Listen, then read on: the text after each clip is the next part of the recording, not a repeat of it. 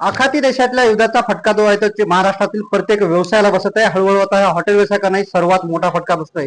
हिंगोली जिल्ह्यामध्ये मागच्या काही दिवसापासून व्यावसायिकांना गॅस पुरवठा खंडित केलेला आहे. व्यावसायिकांना जे आहे ते गॅस पुरवठा मिळत नाही, त्यामुळे कुठेतरी गॅस आपलं हॉटेल व्यावसायिकांनी जे आहे ते चुली पेटवले आहेत. आपण बघतोय की मी आता हिंगोली शहरालगत असलेलं गावठी हॉटेल सगळ्यात गाजलेलं नामांक हॉटेल आहे आणि या हॉटेलमध्ये आता तब्बल 3 ते 4 चुली पेटलेले आहे आणि या चुलीवरती जो आहे तो सगळा आता स्वयंपाक सुरू आहे. खरं तर इथं व्हेज नॉन व्हेज दोन्ही सुविधा आहे, मात्र सगळं अन्न जे आहे ते चुलीवरतीच. ते आपल्यासोबत हॉटेलचे संचालक आहेत. काय परिस्थिती आहे नेमकी? आता गॅस मिळत नाही, चुली पेटवल्या. सध्या खूप अडचण चालू आहे. पहिले आम्हाला किती 5-6 टाक्या लागायच्या गॅसच्या, तर सध्या गव्हर्नमेंटनी कमर्शियल टाकी पूर्णपणे बंद केलेली आहे. आमच्याकडे कस्टमरला म्हणजे सुविधा भेटण्यात आली. 400-500 लोक जेवण करून जातात आपल्याकडे, तर लोकांना सर्व्हिस फास्ट भेटण्यात आला. चुलीवर ऑर्डर मारणं म्हणजे खूप अवघड जाते. चायनीज आयटम आम्ही बंद केले. नंतर कस्टमरचा आमलेट वगैरे अशा ऑर्डर असतात त्या देताच येणं झालेल्या. तर सध्या मग खूप अडचणी चालू आहे. म्हणजे गॅसनं तुम्हाला घाम फोडला? गॅसनी नाही,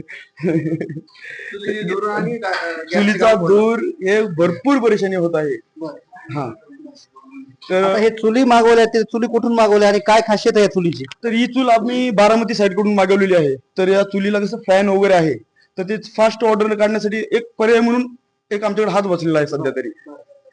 आता तुम्ही सांगितलं की पूर्वी तुम्हाला 4 ते 5 सिलेंडर लागायचे, मग आता जे आहे ते तुम्हाला याचं सरपण म्हणजे जळतण किती लागतं? सगळे जळतण कुठे मिळतं? ती 150-200 म्हणजे 1-1.5 क्विंटल तर आरामशीर लागते सध्या. तर आता जळतण आता भेटत नाहीये सध्या, त्याचे पण अडचण चालू आहे भरपूर. महाग रेट पण वाढलेले आहेत सगळे, तर खूप अडचण चालू आहे.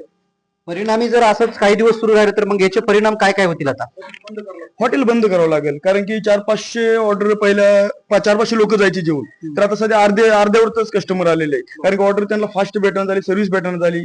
आमचे पण खूप अडचणी चालू आहेत. म्हणजे ऑर्डर काढताच येणं झाले, तर सांगताच येत नाही कसं काय. आता तुम्ही जर गॅसची मागणी केली तुमच्या पुरवठादाराला, तर त्यांचं म्हणणं काय येते? त्यांचं म्हणणं आहे की गॅस आम्ही देतच येत नाही. वरूनच गव्हर्नमेंटने बंद केलेलं आहे म्हणाले.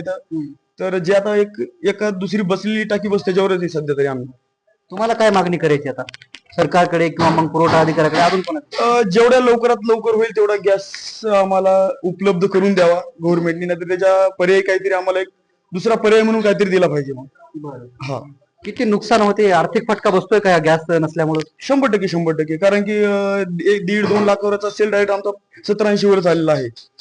तर कस्टमरचे सर्व्हिस भेटण्यामुळे कस्टमर उठून चालल्यामुळे मग ते फायदा म्हणजे कस्टमर पण एकतर तुटायला लागलं, पण नंतर त्यांना सर्व्हिस भेटणं झाली, नंतर येणं झालं.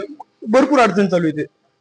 आपण बघतोय की युद्धाचा फटका जो आहे तो सर्वात मोठा जो आहे तो हॉटेल व्यावसायिकांना बसतोय. खरं तर गॅस सिलेंडर मिळत नाहीत, त्यामुळे त्यांनी चुली पेटवल्या. मात्र चुलीवरती जे आहे ते जे मेनू कार्डवरती आहेत ते मेनू कार्डवरती आयटम म्हणा, पदार्थ म्हणा देता येत नाहीत.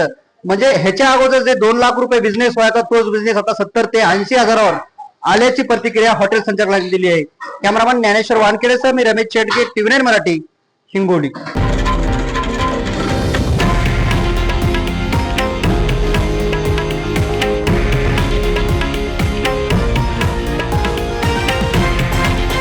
हे आहे देशातील नंबर 1 न्यूज नेटवर्क आणि आपण पाहत आहात TV9 मराठी, एकमेव.